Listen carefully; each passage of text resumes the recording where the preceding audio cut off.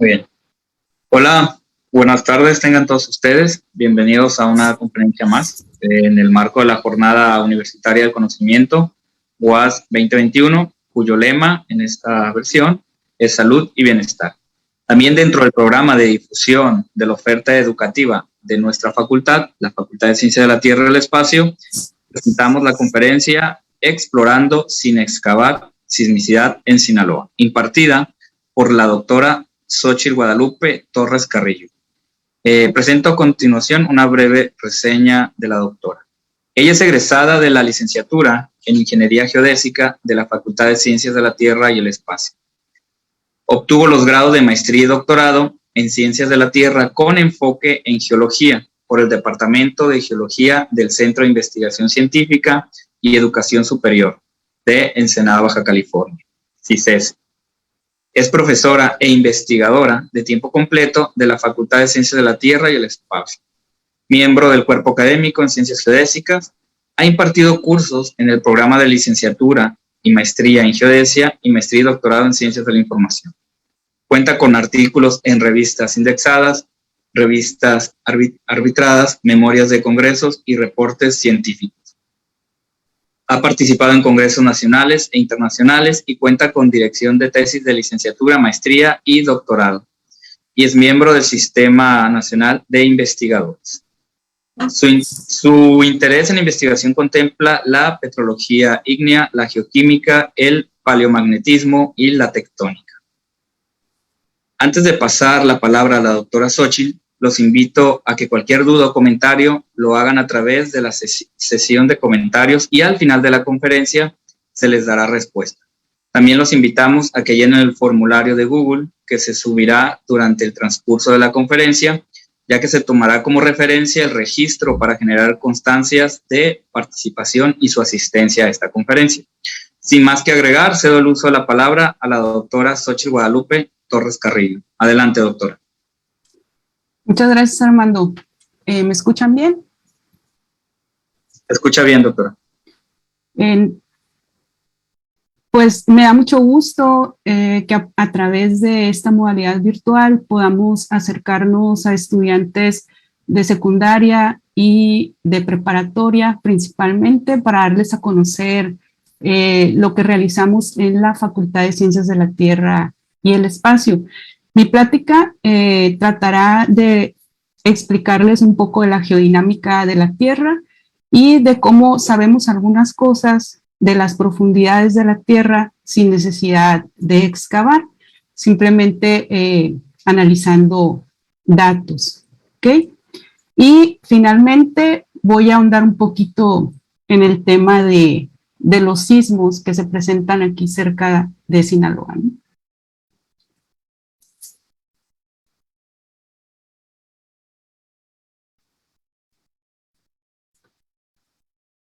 Ok, creo que tengo un problemita aquí con la presentación.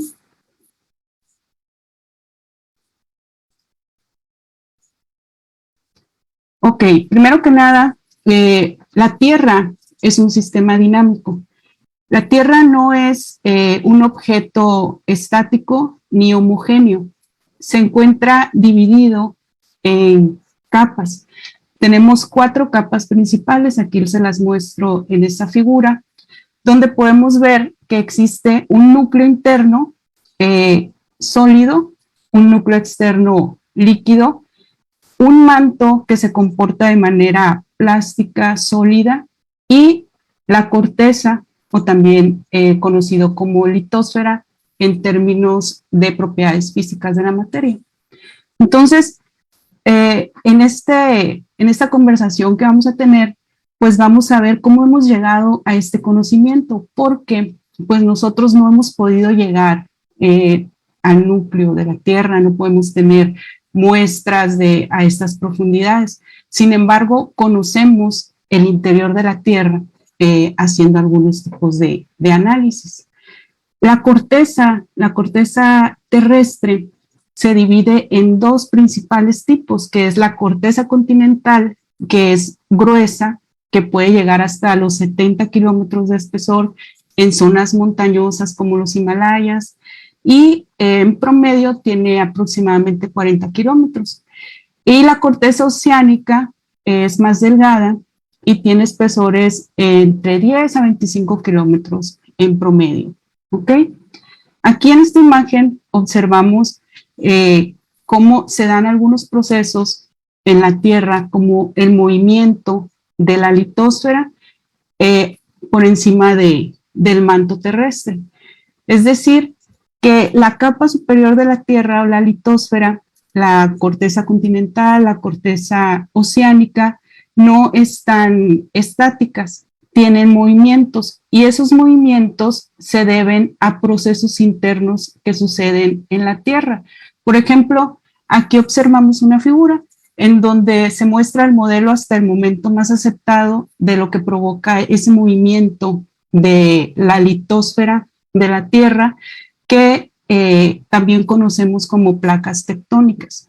Y ese movimiento o ese factor que provoca el movimiento se conoce como celdas de convección y se da en la capa del manto terrestre. Entonces, ese movimiento lento que sucede en esa región del planeta provoca que se den esfuerzos y deformación de la litosfera o de la capa externa de la Tierra. Y aquí tengo una imagen en donde les puedo presentar cuál es esa configuración de la litosfera actual, la cual está dividida en placas tectónicas.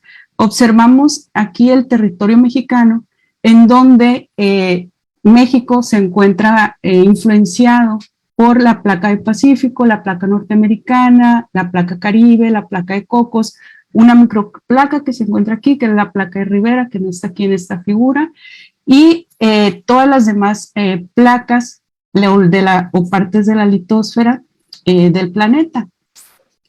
Entre cada una de estas placas o los contactos entre una placa y la otra se dan diferentes tipos de movimientos o contactos y cada uno de ellos tiene un nombre en específico. Los contactos que se dan entre estas placas gruesas de material sólido de la Tierra.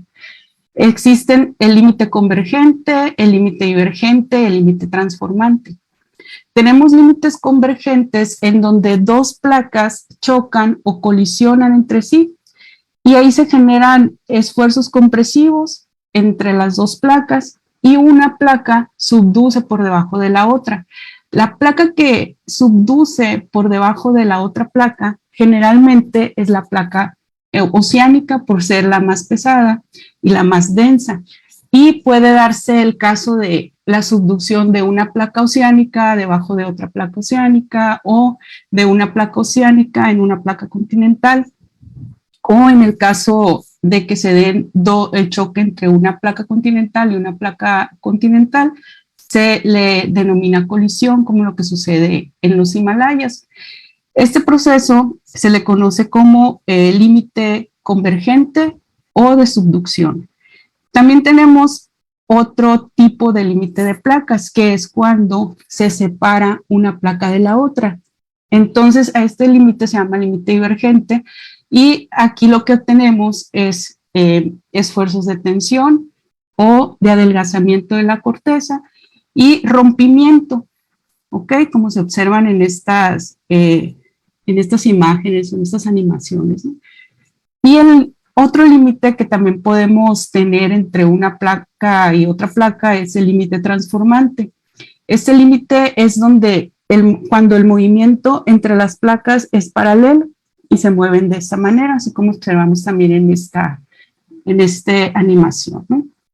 Entonces podemos tener esa diversidad de contactos entre placas litosféricas.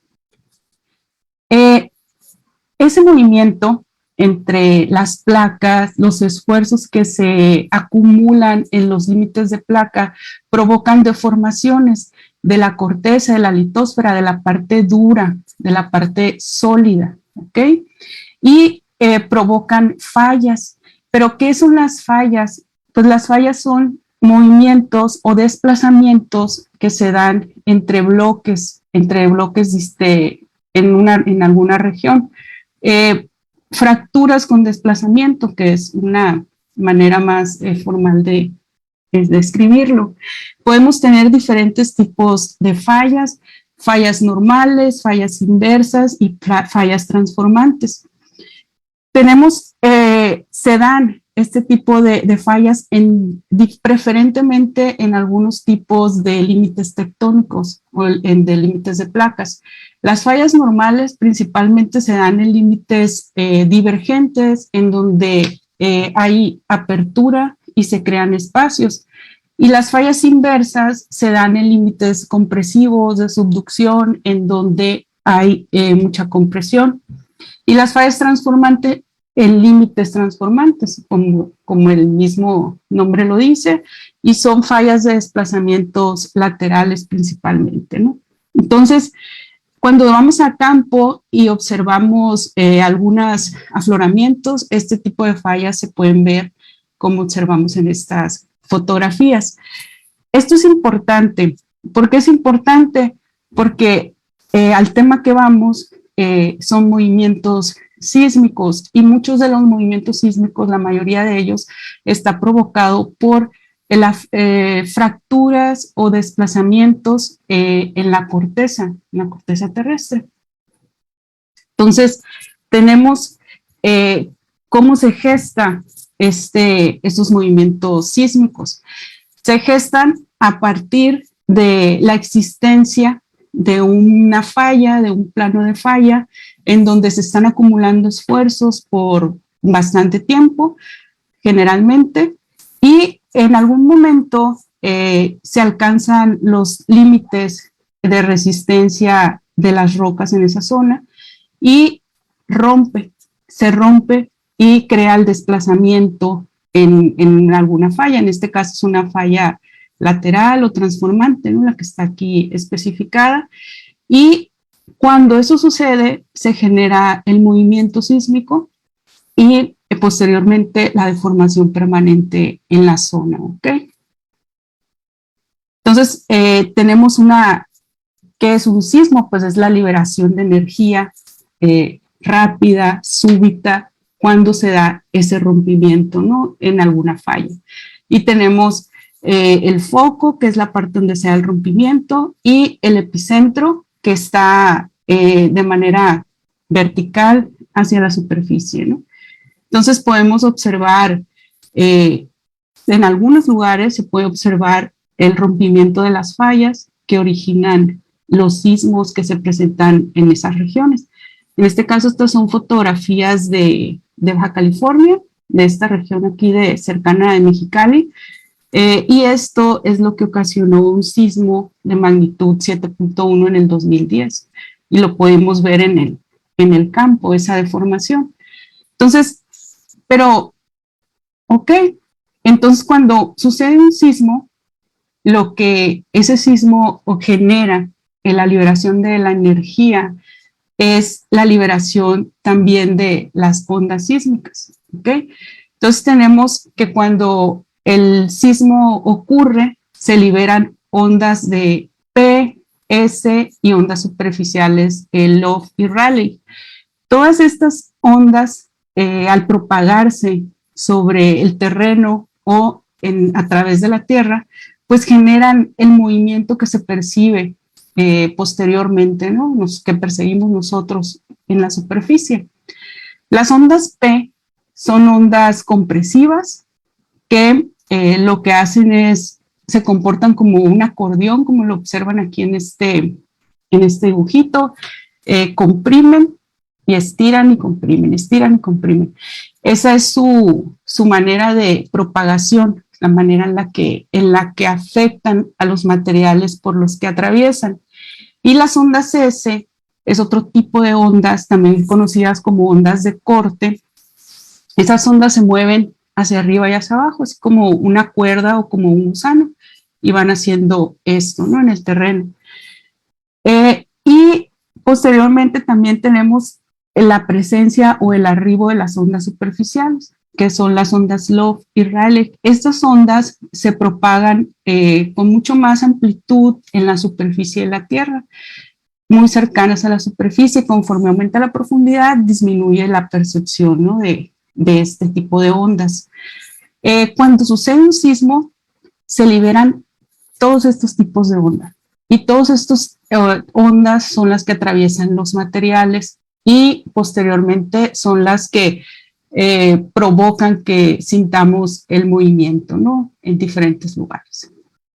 Hay unas ondas, las ondas P y las ondas S, que pueden atravesar la Tierra, ¿ok?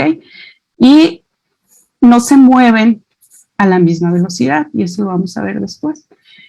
Entonces, cuando se libera la energía sísmica, pues vamos a tener diferentes niveles de liberación de energía. Algunos sismos van a ser muy fuertes, otros van a ser moderados.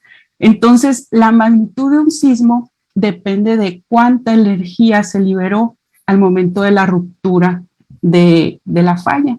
Entonces, podemos tener sismos de magnitud 5, con ese moderada. Podemos tener sismos de magnitud 6, en donde, si observan aquí, comparan el tamaño es muchísimo más grande de un sismo de magnitud 6 que de magnitud 5. Se habla alrededor de 32 veces más grande, ¿ok? Un sismo de una magnitud a la otra. Y el de magnitud 7 es muchísimo más grande que el de 6. Entonces, no es trivial el paso de una magnitud a otra. Significan 32 veces más un sismo de magnitud 6, y un sismo de magnitud 5 es 32 veces más pequeño que un sismo de magnitud 6. ¿Okay? Entonces, cuando escuchemos o escuchen por ahí de que ocurrió un sismo de magnitud 8, entonces imagínense que es 32 veces la energía que liberó un sismo de magnitud 7.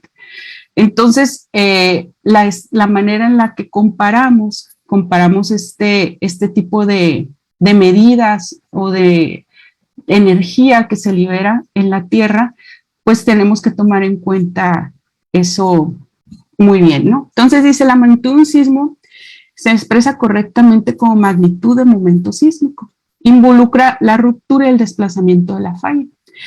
¿Por qué lo menciono? Porque muchas veces ustedes van a escuchar, sobre todo en televisión o en programas de radio, que hablan de escala de Richter, grados, ¿ok?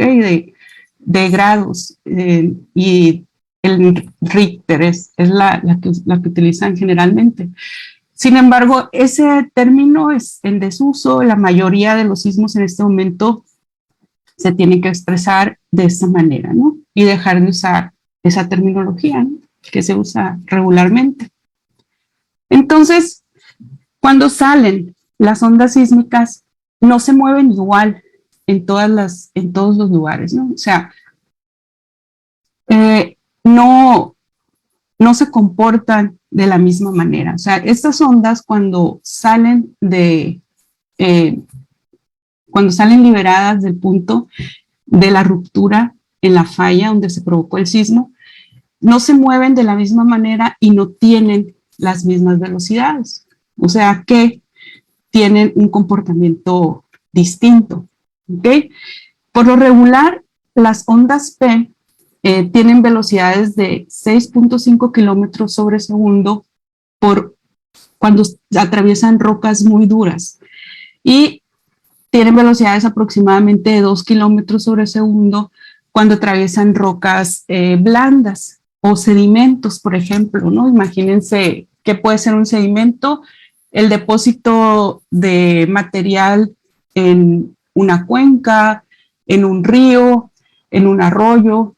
Son sedimentos, rocas no consolidadas o en algún otro sedimentos principalmente, ¿no? Entonces, cuando se da esta ruptura y se provoca el sismo y se libera la energía de manera radial, como observan aquí, pues se liberan todas las ondas, y entonces vienen las ondas de cuerpo que se mueven a través de la Tierra, y las ondas superficiales, ¿no?, por la superficie principalmente. Entonces tenemos que existe un fenómeno de amplificación de ondas cuando estas chocan con sedimentos blandos o rocas blandas y empieza el fenómeno de amplificación de una onda, por lo tanto se puede sentir mucho más fuerte, ¿okay? Mucho más fuerte un sismo. Aquí en este perfil se observa una fuente sísmica, una liberación de energía y, por ejemplo, esto verde es una roca dura y aquí cómo se registra, ¿no? el movimiento, es mucho menor la amplitud que en una zona en donde existan sedimentos o rocas blandas. Aquí la amplitud es mucho mayor. Entonces, si observan esto, el mismo sismo, la misma energía liberada en un punto con la misma magnitud, no se siente igual en zonas en donde la roca es dura que donde hay sedimentos y es blando el sitio, ¿no? Entonces, no es igual la intensidad, ¿no? Con la que se va a percibir el movimiento. ¿Ok? Finalmente, todo eso que hablamos de las velocidades y cómo se comportan las ondas en algunas regiones, pues nos han dado la idea o nos han podido ayudar a entender cómo es el interior de la Tierra. ¿Cómo sabemos exactamente dónde están los límites entre una capa y la otra? La podemos obtener a través del estudio de las velocidades de las ondas sísmicas a través de la Tierra. ¿Por qué? Porque cuando el material es más denso y más duro, las velocidades aumentan. Y cuando los materiales son más blandos, o en este caso pueden llegar a ser plásticos líquidos, las velocidades de la onda P disminuyen bastante. Y hay una particularidad también, que las ondas S, que son ondas de corte, esas ondas no se pueden propagar por materiales líquidos como el agua o algunos otros materiales en estado líquido. Entonces, cuando esta onda llega al núcleo externo de la Tierra, deja de propagarse. Y eso nos ayuda también a entender por qué cuando la onda P llega también al núcleo externo, baja muchísimo su velocidad. Entonces podemos entender en este caso que el núcleo externo es líquido. No necesitamos ir hasta esas profundidades de la Tierra para poder saber cómo se comportan los materiales en esas regiones. Y también de que de repente también la velocidad de la onda P aumenta al llegar al núcleo interno, ¿no? Entonces, podemos conocer bastante del planeta y a gran escala y también a escalas locales o más pequeñas, conociendo la velocidad de la onda sísmica, cómo se propagan las ondas en ese sitio y hacer algunas inferencias, ¿no? Indirectas de el estado interno del planeta. Entonces, el caso particular de México, pues, como les comentaba anteriormente, los límites de placas, que existen 3. En México observamos el límite transformante en esta parte, con componentes divergentes también, o sea que hay apertura y movimientos transformantes. Y en la parte sur de México tenemos zonas de subducción. En la parte sur de México están subduciendo la placa de Cocos y la placa de Rivera, que son 2 placas oceánicas por debajo del continente, por debajo de la placa continental de Norteamérica. Y en esta región, acá, que es la que nos compete mucho a nosotros, porque estamos aquí en el estado de Sinaloa, tenemos el límite transformante y en este lugar la placa Pacífico se mueve hacia el noroeste con respecto a la placa de Norteamérica. Entonces, México es un país tectónicamente muy activo, por lo tanto también la sismicidad, las fallas, todo lo que les comenté anteriormente son accidentes comunes, naturales, que suceden frecuentemente aquí en el territorio nacional. Por lo mismo, existe un monitoreo sísmico extenso en el país. Se cuenta con la red del Servicio Sismológico Nacional y hay 61 estaciones distribuidas en el territorio mexicano. Existe una cobertura mucho más densa en la parte centro y sur del país. Sin embargo, existe también la red sismológica del noroeste de México, que se llama RESNO, y esa cubre mucho mejor la parte noroeste de México y estudia muy bien los desplazamientos y la sismicidad que sucede debido al límite transformante que tenemos en la región noroeste de México. Y aquí tenemos 33 estaciones. La mayoría están en Mexicali, en la parte más activa, ¿no?, de la tectónica en esta región. Y les muestro también un mapa de sismicidad anual, aquí el del año 2020, donde se observa dónde están localizados la mayoría de los sismos que ocurren en México. Si pueden ver y notar, la mayoría ocurre en la parte del límite convergente, del límite de subducción en el sur del país, y también hay mucha concentración en la parte esta del límite transformante, ¿no? Sin embargo, es mucho más notable que la parte del límite convergente concentra la mayoría de los sismos en México. Aquí lo que observamos es, estos puntitos son los epicentros de cada uno de los sismos y los colores nos indican la magnitud de cada sismo, y en color morado están los sismos de mayor magnitud y la estrella significa el más alto, ¿no?, el sismo de magnitud más grande que hubo. Si se fijan, hubo 3 sismos importantes en el 2020.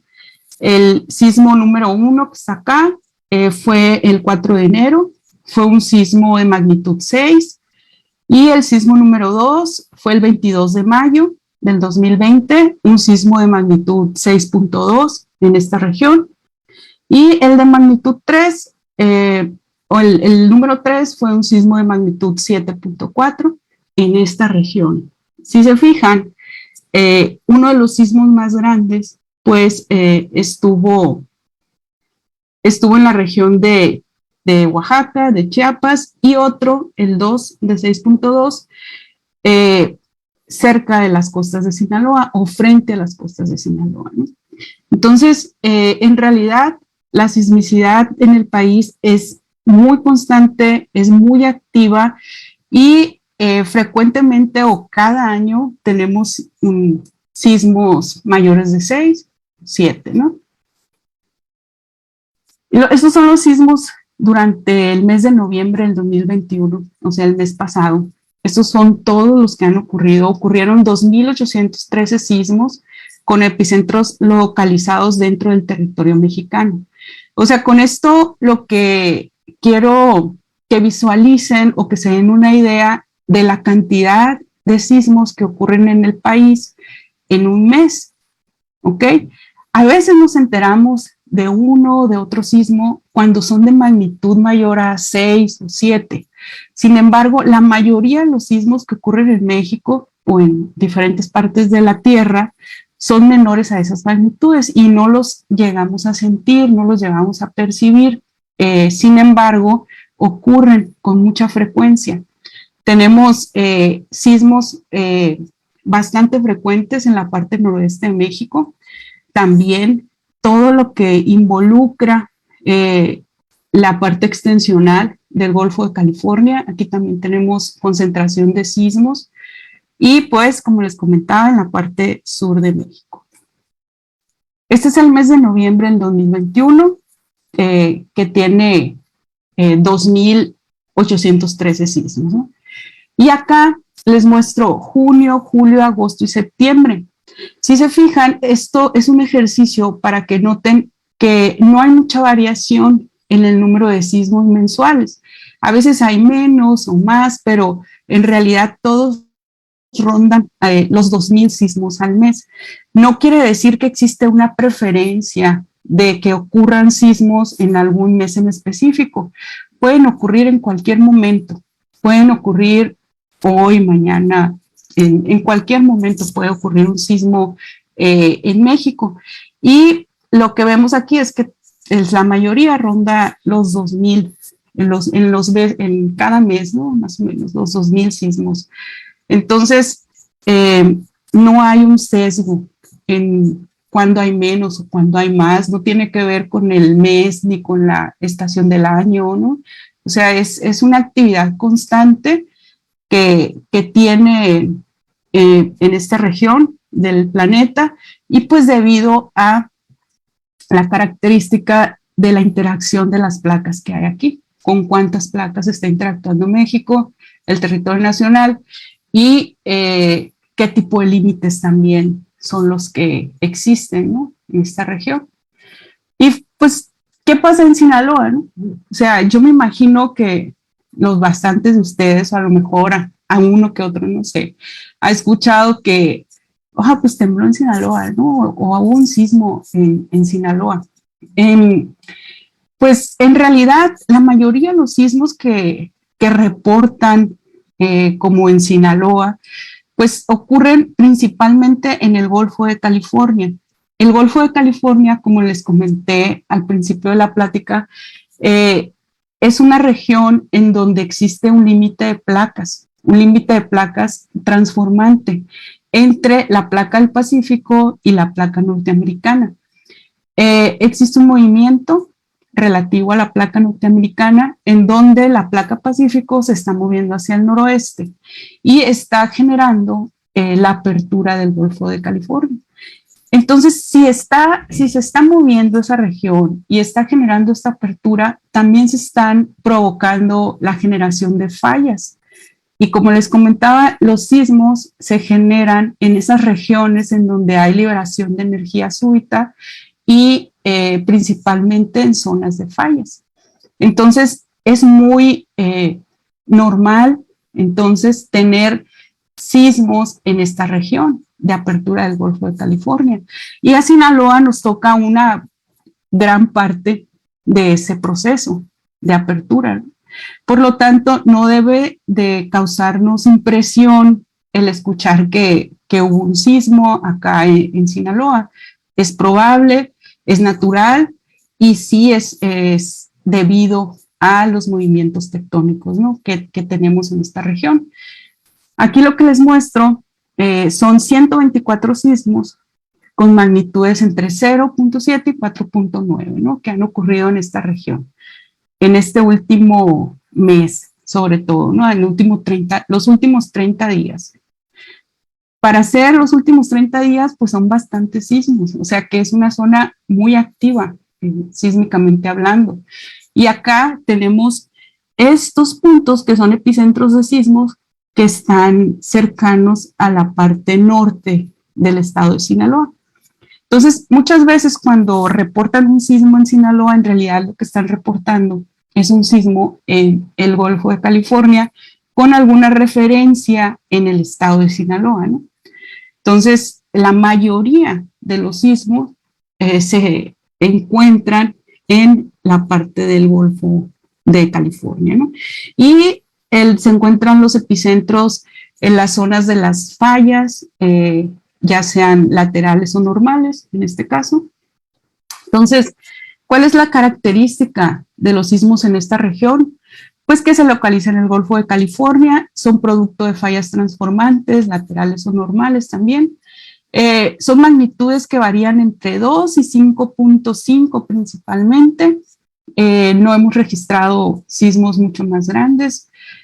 Creo hubo un sismo de 6.5, ¿no? Recientemente cercano acá a las costas por Mazatlán.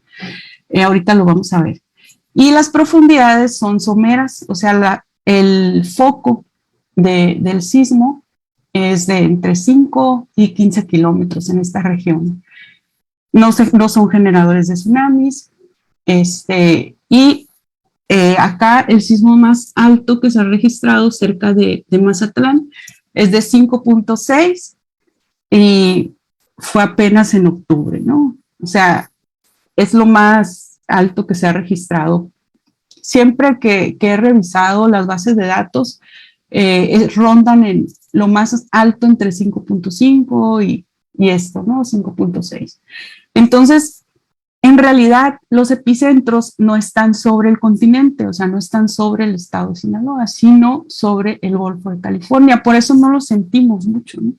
Y también existen otras peculiaridades que determinan el que nosotros no sintamos mucho los sismos que ocurren acá cerca, ¿no?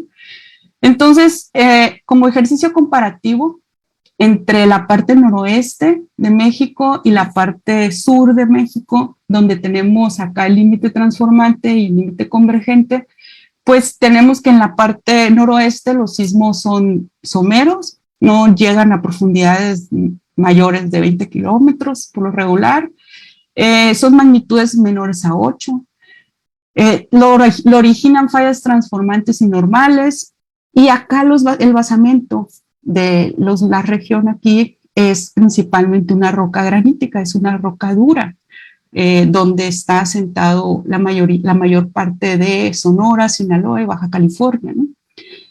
Y por otro lado, pues los sismos en la parte sur de México, en el límite convergente, pues son sismos más profundos, pueden llegar hasta 200 kilómetros de profundidad, tienen magnitudes más grandes, de 8 hasta 9, y los provocan principalmente fallas inversas y normales.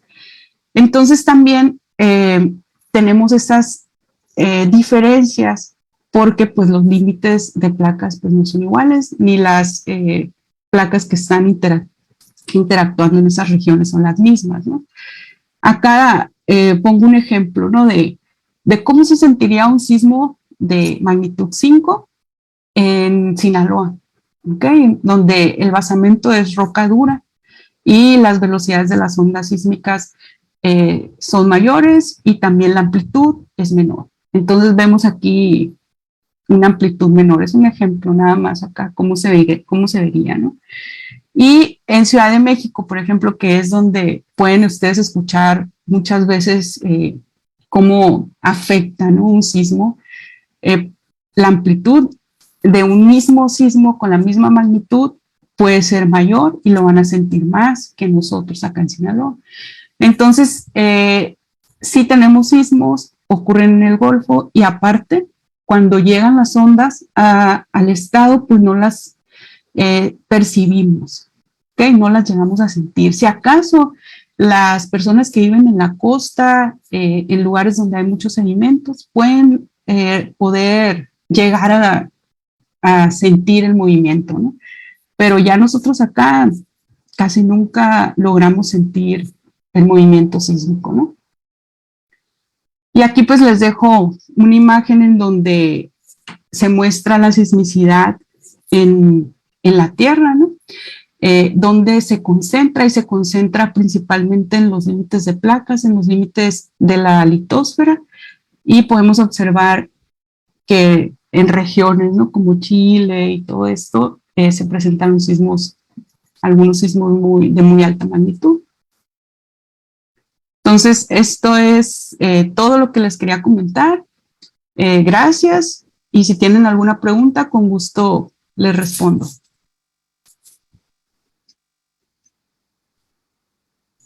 Muy bien, doctora Xochitl, gracias por su ponencia, la verdad que muy interesante, nos encantó, muy ilustrativa también, creo yo que se expresan de una manera correcta todas las ideas que nos estaba diciendo. Vamos a ver el espacio de preguntas y respuestas o comentarios.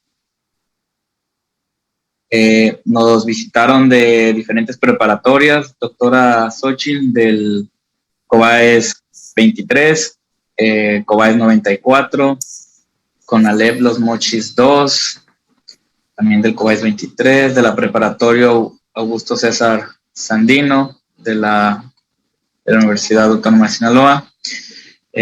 Por ahí hay algún comentario de Paul Medina, nos dice, wow, Qué chila información. Saludos, doctora Xochitl.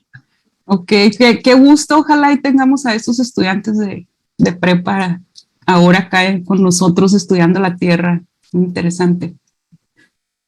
Muy bien, doctora Xochitl. Bueno, pues no hay una pregunta en sí, solo comentarios. Les pareció muy, muy interesante la presentación.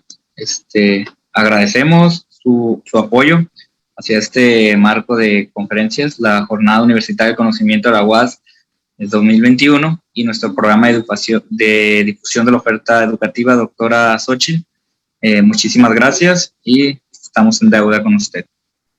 Gracias a ustedes por la invitación. Muy bien. Adiós. Hasta luego, nos vemos. Bye. Bye.